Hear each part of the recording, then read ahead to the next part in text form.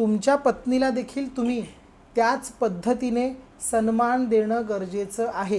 बरोबर. तुम्ही ती तुमच्यासाठी गोत्र, कुळ, आई वडील सगळं सोडून येते. कुठलाच पुरुष त्यांच्या आई वडिलांना सोडून तिच्या माहेरी राहायला जाणार नाही. इन शॉर्ट घर जावई होणार नाही. तो त्याग ती करून तुमच्यासाठी येत जर असेल ना, तर तिच्यासारखी स्त्री तत्व शक्ती कुठेच नाही. म्हणजे अगदी तर अगदी अक्षरशः काल परवाचीच गोष्ट आहे. एका ताईंचा फोन आला होता, मी नाव नाही घेत, पण त्यांनी मला सांगितलं की माझा नवरा जो आहे तो बाहेरच्या फंदामध्ये अडकलेला आहे आणि एका मुलीसोबत त्यांचं प्रेम प्रकरण आहे. आणि ज्यावेळी त्यांचा प्रश्न महाराजांकडे मांडला गेला त्यावेळी त्यांना जे काही उपाय आहेत ते देखील करायला गेले. पण त्या ताईंचं एकच म्हणणं होतं की गुरुजी तुम्ही जे काही सांगाल, म्हणजे अगदी तुम्ही मला आगीत उडी मारायला सांगितलीत ना, त्याच्यासाठी तरी देखील मी करेल. म्हणजे हॅट्स ऑफ आहे अशा स्त्रियांना की ज्यांचे पुरुष असे मूर्खासारखे वागतात आणि त्यांच्या स्त्रिया त्यांना सपोर्ट करतात. तुमच्या स्त्रिया तुम्हाला मरेपर्यंत सपोर्ट करणार. अनेक स्त्रिया अशा देखील बघितल्या मी की त्या म्हणतात अहो गुरुजी असून देऊ. मी जेव्हा म्हणतो झोडपा धरून त्यांना, तेव्हा त्या स्त्रिया मला म्हणतात नाही हो गुरुजी, कसा पण असला तरी माझा नवरा आहे, माझ्या जीवाभावाचा आहे. म्हणजे जो स्त्रीचा आदर करत नाही अशा प्रत्येक पुरुषाने हा पॉडकास्ट बघायचा आणि स्त्रीचं महत्त्व काय आहे तुमच्या आयुष्यात. ज्या पद्धतीने तुमची आई आहे त्याच पद्धतीने तुमची बायको आहे. त्यामुळे तिचा रिस्पेक्ट करणं खूप गरजेचं आहे. ती तिच्या माहेराहून तुमच्यासाठी जरी काही घेऊन आली नसली तरी देखील ती तुमचं नशीब चांगलं घडवण्यासाठी कायम तत्पर आणि कार्यशील असते. ज्यावेळी स्त्री म्हणते की गुरुजी मी त्याच्यासाठी आगीत देखील उडी मारेन, का तर मला त्याला त्यातनं बाहेर काढायचं आहे, मग अशा वेळी त्या पुरुषाची ही कुठेतरी पुण्याची शिल्लक आहे की बाबा ती स्त्री त्याच्यासोबत आहे.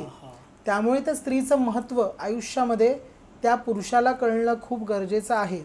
दारू पिऊन किंवा बायका नाचवून किंवा इतरत्र घाणेरड्या गोष्टी करून कोणत्याही प्रकारचा फायदा होत नाही. अशानं कुटुंब उद्ध्वस्त होतात. आपण समाजामध्ये बघतो की अशी काही कुटुंब आहेत की जी दारूमुळे, जी अक्षरशः बाहेरच्या बायकांचा नाद लागल्यामुळे देखील उद्ध्वस्त झालेली आहेत.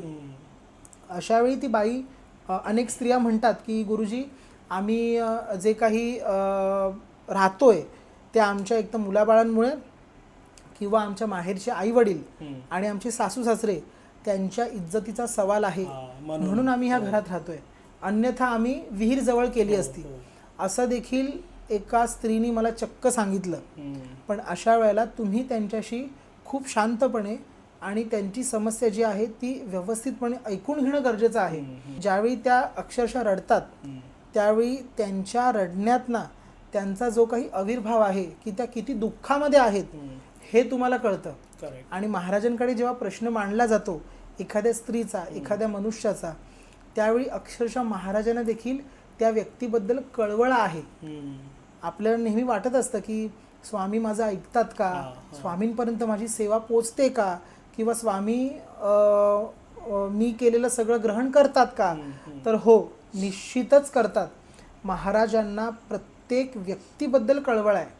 मग जो स्वामी भक्त आहे त्या व्यक्तीबद्दल देखील आणि जो स्वामी भक्त नाही त्या व्यक्तीबद्दल देखील स्वामींना कळवळा आहे. कळवळा म्हणजे काय, तर ते करायचं काम फक्त आई करते, ते करण्याचं काम फक्त तुमची बहीण, तुमची बायको आणि तुमचे स्वामी महाराज. कळवळा म्हणजे काय आहे, तर हृदयापासून तुमची काळजी घेणं, त्याला म्हणतात आर्त कळवळा. मग तो करण्याचं काम फक्त ह्या 4 व्यक्ती करतात असं आहे. दुसरी गोष्ट म्हणाल तर समाजामध्ये आपण आज बघतोय की अमक्या ठिकाणी हे आहे, तमक्या ठिकाणी ते आहे. तर आहेत ह्या कुठून आलेल्या असतात, तर पूर्वापार त्या जमिनीमध्ये ज्या काही घटना घडलेल्या असतात त्या घटनांमधून देखील ह्या गोष्टी तिथं यायला मदत होते. मध्यंतरीच्या काळामध्ये पुण्यामध्ये एक कुटुंब आहे, त्या ज्या कुटुंब प्रमुख लेडी आहेत त्यांनी कॉन्टॅक्ट केला. त्या अगदी आपल्या घरी आल्या आणि गादीवर बसल्यानंतर त्यांच्या काही पूर्व आयुष्यातला काही गोष्टी ज्या आहेत त्या कळल्या. अक्षरशः एका व्यक्तीने त्यांच्याकडे काही उधारी मागितली होती. उधारी न दिल्या कारणामुळे त्यांचं हस्त खेळतं कुटुंब जे आहे, त्यांचे जे काही बिझनेस आहेत त्याच्यावरती मायावी शक्ती सोडली गेली. अच्छा. आणि ती शक्ती आणि त्याचा प्रभाव एवढा भयानक होता की अक्षरशः त्यांचे सगळे बिझनेस कोलॅप्स झाले. कोर्ट कचेऱ्यांमध्ये ती लोक अडकली. अशाही घटना. म्हणजे माणसाची नीच प्रवृत्ती जी आहे ती ह्या पद्धतीची आहे. ज्यावेळी त्यांनी माझ्याशी कॉन्टॅक्ट केला त्यावेळी त्यांना ह्यातलं कोणत्याही प्रकारचं काहीच माहिती नव्हतं की त्यांच्यावर नेगेटिव्हिटी सोडलेली आहे. त्यांना हे कळायचं की काहीतरी आहे, कोणीतरी काहीतरी केलेलं आहे. ज्यावेळी त्या माणसाचं नाव फोडून सांगितलं त्यावेळी अक्षरशः त्यांना क्लिक झालं की गुरुजी असं असं घडलेलं आहे, अशी अशी गोष्ट झालेली आहे. आणि ज्या व्यक्तीने केलं त्या व्यक्तीने त्या कुटुंब प्रमुख जी स्त्री आहे त्यांना सांगितलं की तुझा राजयोग आजपासून संपला. अच्छा. आणि त्याच्या दुसऱ्या दिवशीपासून प्रॉब्लेम चालू झाले. ओके. जेव्हा त्यांचा माझा कॉन्टॅक्ट झाला, मी त्यांच्या घरी जाऊन वास्तू व्हिजिट केली. त्यावेळेला जे काही होतं त्यांच्या घरावर सोडलेलं त्या कुटुंबावरती ते काढून टाकलं सगळ्यात प्रथम.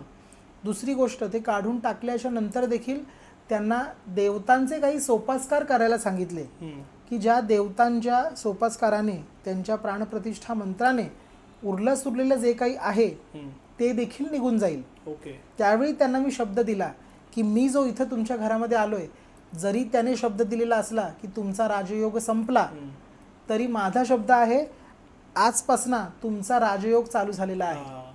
हे बोलणं खूप महत्त्वपूर्ण आहे. तुम्ही आत्मबल, लोकांना एक बळ प्रदान करणारी व्यक्ती बना.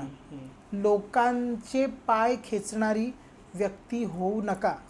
भले तुम्हाला माणसं सोडून गेली असतील नसतील, त्याच्याशी तुमच्या ह्या स्वामी सेवेचा किंवा तुम्ही ज्या आध्यात्मिक वाटचालीवरना जो काही प्रवास करत आहात त्याचा काडी मात्र संबंध नाही. तुम्हाला फक्त लोकांचं कल्याण करायचं आहे. तुम्हाला फक्त लोकांचं शांतपणे ऐकून घ्यायचं आहे.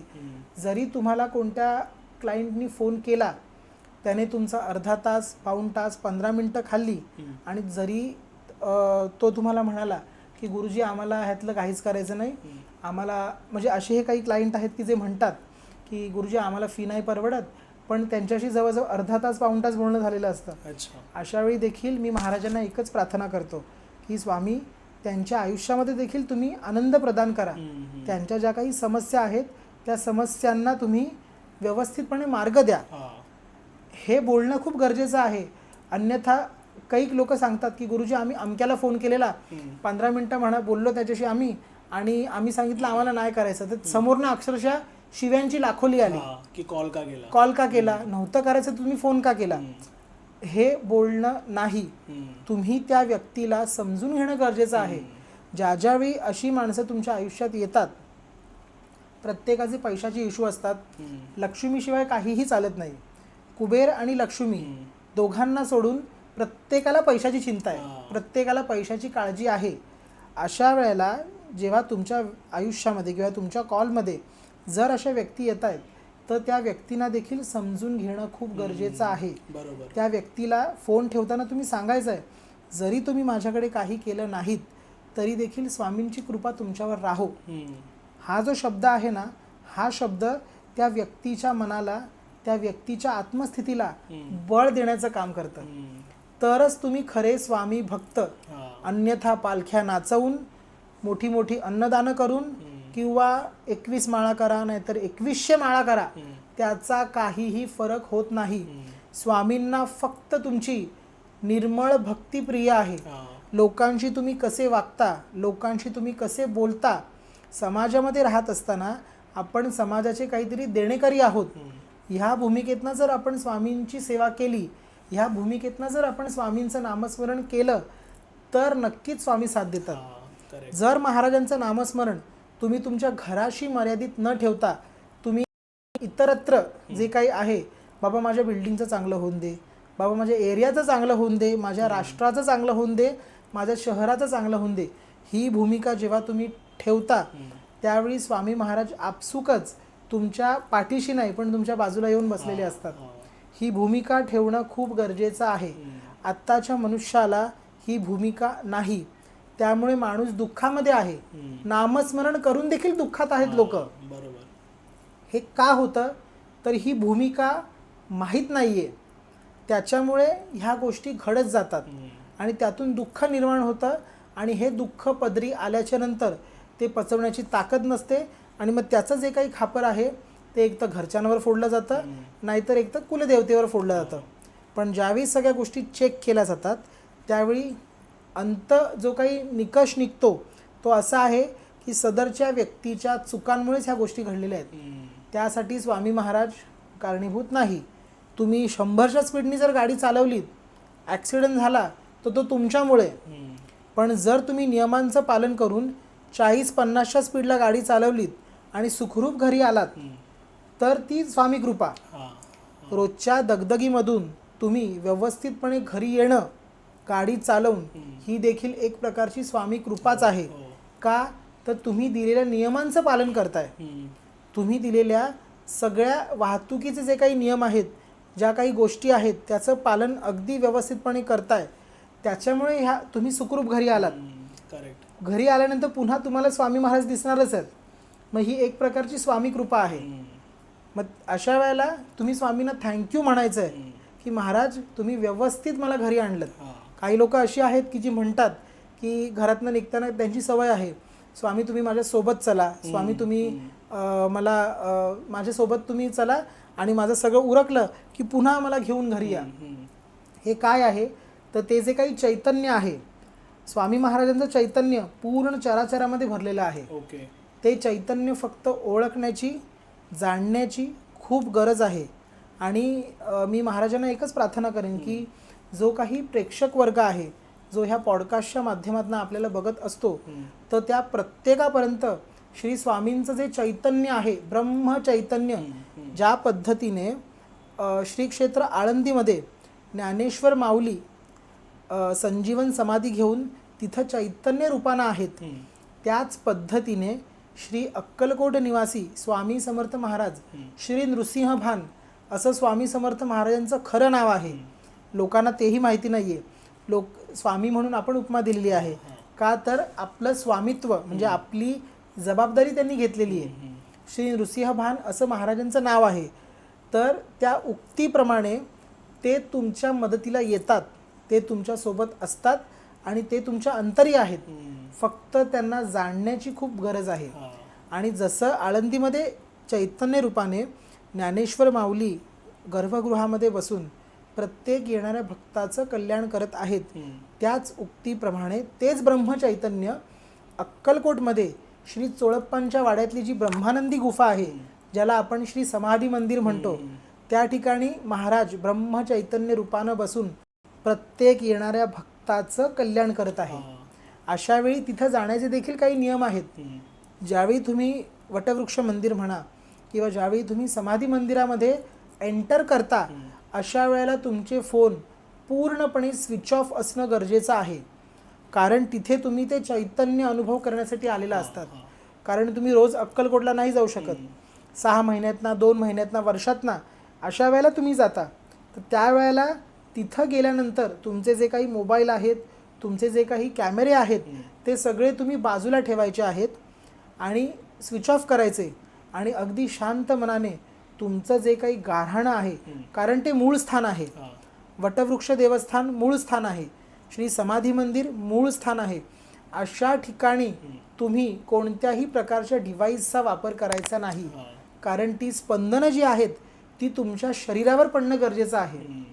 अक्षरशः एक वेळ अशी होती की आम्ही अक्कलकोटात जेव्हा गेलो त्यावेळी लोकांचं व्हिडिओ शूटिंग चालू होतं समाधी मंदिरामध्ये. त्याच्यावरून भानगडी झाल्या. अक्षरशः श्री चोळप्पा महाराजांचे वंशज आहेत, त्यांनी जेव्हा त्यांना दम भरला तेव्हा ती मंडळी शांत झाली. म्हणजे हा मूर्खपणा आहे, निव्वळ मूर्खपणा, की त्यांना त्यांच्या पूजेमधनं अक्षरशः दम भरण्यासाठी उठावं लागलं. त्यांचंही काहीतरी चैतन्य आहे, तेही काहीतरी कामच करत होते, पुण्याचं काम, आणि ते अक्षरशः बाजूला ठेवून त्यांना त्या लोकांना दम भरावा लागला. की हे अशा प्रकारचं वर्तन, गैरवर्तन समाधी मंदिर परिसरात चालणार नाही. मग अशावेळी लोकांनी शिकवलं पाहिजे की आपण कुठे आलो आहोत, आपण कोणत्या जागी आलेलो आहोत, त्या जागेचं पावित्र्य काय आहे आणि त्या जागेमध्ये नक्की मूळ काय आहे हे कळणं खूप गरजेचं आहे. हे ज्यावेळी कळेल ना त्यावेळी तुम्ही खरे स्वामी भक्त व्हाल. हा. माझं एवढंच म्हणणं आहे.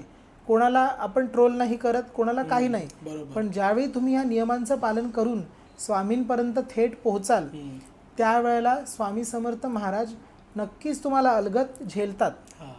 असं नाही आहे की तुम्ही नामस्मरण केलं तर मी स्वामी भक्त झालो, अजिबात नाही. ह्या गोष्टींचं पालन करणं खूप महत्त्वपूर्ण आहे. लोक म्हणतात की आम्ही वटवृक्ष देवस्थानात गेलो, सेल्फी काढली, फोटो काढले, अजिबात नाही. तिथे जे चैतन्य आहे, शेजगर आहे, तिथे महाराजांचा पलंग आहे, इतर अनेक गोष्टी आहेत जिथं महाराजांनी वास्तव्य केलेलं आहे. जुना राजवाडा आहे, गणेश मंदिर, पंचायतन मंदिर आहे, अशा अनेक गोष्टी अक्कलकोटमध्ये आहेत जिथं महाराजांच्या पदस्पर्शाने प्रत्येक दगड, प्रत्येक मातीचा कण एनर्जेटिक झालेला आहे. तिथं तुम्हाला ती एनर्जी अनुभवायची असेल तर तुम्ही तुमचे मोबाईल किंवा इतर डिव्हाइस बंद ठेवणं गरजेचं आहे. तुम्ही केरळच्या मंदिरांमध्ये जा, तिथे ऑलरेडी सगळी व्यवस्था असते. तुम्ही तिथे त्यांच्या गर्भगृहाच्या समोर कुठल्याच प्रकारचा मोबाईल किंवा डिव्हाइस नेऊ शकत नाही. का तर त्या ठिकाणी एक ऊर्जा शक्ती केंद्र आहे, त्याचं पालन होणं गरजेचं आहे.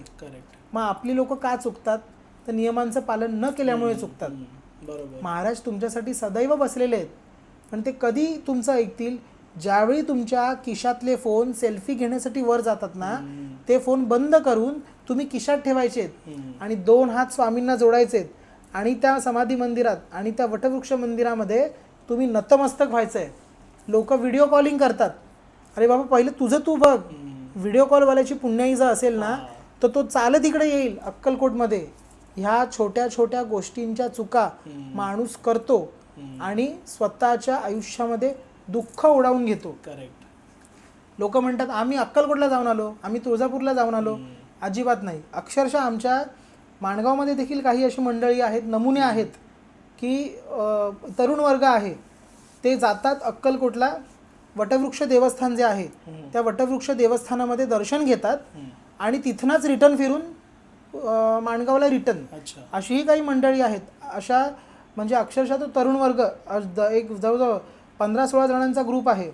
त्यांना सांगितलं जातं की बाबा तुम्ही लोक जर वटवृक्ष मंदिरात जात असाल तर तिथे जाऊन तुम्ही सेल्फ्या काढू नका, तिथे जाऊन तुम्ही स्टेटस टाकू नका, तिथली स्पंदन शक्ती तुम्ही अनुभव करा. त्या 15 ते 16 जणांमध्ये अशीही काही मंडळी आहेत ज्यांची लग्नच नाही ठरत आहेत. अशा वेळेला त्यांना सांगितलं गेलं की बाबा तिथं जाऊन तुम्ही महाराजांपुढे नाक घासून नतमस्तक व्हायचं आहे. जर काही प्रॉब्लेम असतील तर महाराज तुम्ही सॉल्व करा आणि माझ्या लग्नाची जी काही बाजू असेल ती सोडवा. पण अशावेळी मूर्खपणा, तिथं जाणार, धांगडधिंगा करणार आणि निघून येणार, त्याला अर्थ नाही. मग लोक हे म्हणतात नाही नाही आम्ही 10 वाऱ्या करतो, आम्ही 20 वाऱ्या करतो, त्याला अर्थ नाही. तुम्ही तिथे जाऊन कसे वागत आहात, तुम्ही तुमच्या परमेश्वराला तिथे जाऊन ते महत्त्वाचं कसं ट्रीट करत आहात हे करणं खूप गरजेचं आहे. त्यामुळे ज्यावेळी मी वास्तू व्हिजिटला जातो, ज्यावेळी मुंबई बाहेर किंवा पुण्याबाहेर जाणं होतं, त्यावेळी लोकांना माझं हेच सांगणं असतं की तुम्ही स्वामी भक्ती करा, पण स्वामी कोण आहेत, स्वामी काय आहेत हे जाणणं खूप महत्त्वपूर्ण आहे. त्यामुळे ह्या चुका न करता तुम्ही जेव्हा अंतर्मनातनं तिथं जाऊन नतमस्तक व्हाल त्यावेळीच तुमचे प्रॉब्लेम सुटतील. अन्यथा 10 लाख लोक अक्कलकोटात येऊन दे, त्यातली मोजकीच हाताच्या बोटावर मोजण्या एवढी व्यक्ती आहेत की ज्यांना स्वामींचे अनुभव आलेले असतात. हे लक्षात ठेवा. त्याच्यामुळे प्रत्येक ठिकाणी जाताना तिथल्या क्षेत्राचं, तिथल्या नियमांचं पालन करणं गरजेचं आहे. तिथली मंडळी देखील तुम्हाला किती आवडणार त्याच्यावरही काही बंधनं आहेत. त्यामुळे आपण एक मनुष्य म्हणून, आपण एक सज्जन व्यक्ती म्हणून त्या गोष्टीचं पालन करणं खूप गरजेचं आहे. हे तुम्ही कायम लक्षात ठेवायचं आहे.